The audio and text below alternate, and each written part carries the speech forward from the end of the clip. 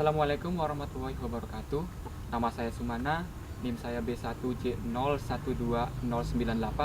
Saya mahasiswa biologi Universitas Jenderal Sudirman Purwokerto tahun angkatan 2012. Di sini saya akan menjelaskan tentang DNA profiling. Seperti yang kita ketahui bahwa genom manusia itu memiliki keunikan tersendiri-sendiri dari setiap individu masing-masing. Hal tersebut memungkinkan bahwa genom itu dijadikan sebagai alat identifikasi. Biasanya disebut sebagai fingerprinting DNA atau teknik sidik jari yang dikenal sebagai DNA profiling. Teknik tersebut dapat diaplikasikan dalam berbagai kasus, seperti kasus kriminalitas maupun kasus tentang perselisihan keterkaitan orang satu dengan orang yang lain. Teknik sidik jari pertama kali ditemukan oleh Alex Jeffrey pada tahun 1985. Dia menemukan bahwa di dalam genom manusia itu terdapat daerah yang unik dan spesifik, disebut sebagai mini satelit.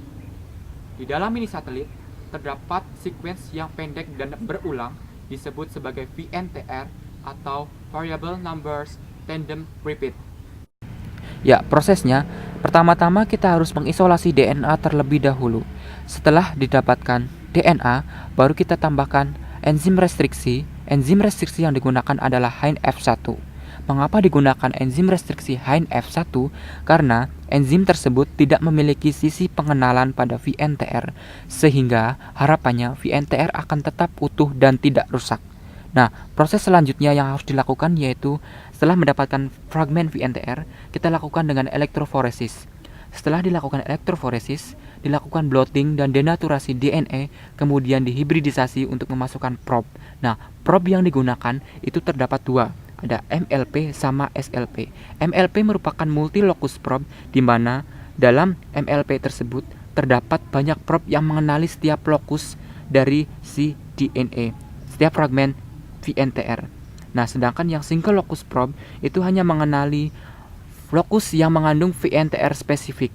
Ya, jadi kesimpulannya bahwa DNA profiling atau yang biasa disebut sebagai DNA fingerprinting ataupun sidik jari itu dapat digunakan dalam berbagai kasus, seperti kasus kriminal maupun kasus perselisihan keterkaitan antara orang satu dengan orang yang lainnya. Dalam prosesnya itu menggunakan dua probe. Yang pertama ada multi locus probe dan kedua yaitu single locus probe. Multi locus probe akan mengenali semua lokus yang mengandung VNTR, sedangkan yang single locus probe hanya akan mengenali lokus VNTR yang spesifik. Sekian dari saya, kurang dan lebihnya saya mohon maaf. Wabillahi taufik wal hidayah. Wassalamualaikum warahmatullahi wabarakatuh.